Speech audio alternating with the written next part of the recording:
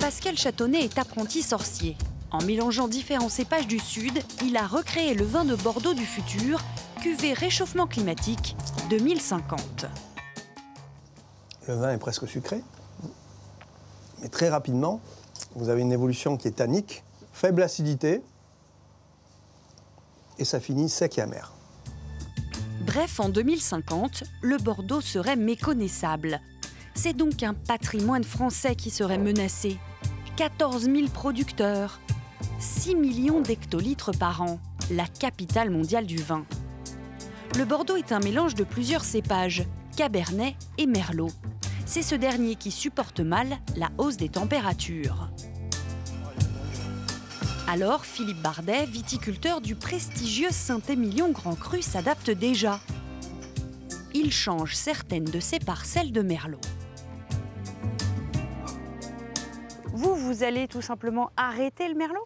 Alors non, je ne vais pas arrêter le Merlot parce que le Merlot est prépondérant à Bordeaux et en particulier à Saint-Émilion. Maintenant, on est en train de s'adapter.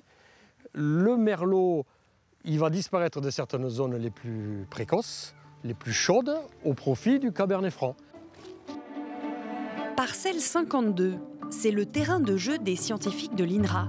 52 cépages français et étrangers sont auscultés. Là, nous sommes en présence du Rkatsiteli, un cépage géorgien blanc. Et là, dans la foulée, Tinto Cao, un cépage noir portugais. Là, nous revenons à une variété bordelaise référence, le Cabernet Sauvignon, que je vais d'ailleurs prélever. Agnès étudie le cycle de la vigne en fonction du climat. Dans son laboratoire, les baies sont ensuite décortiquées. Taux de sucre, pH, azote, acidité.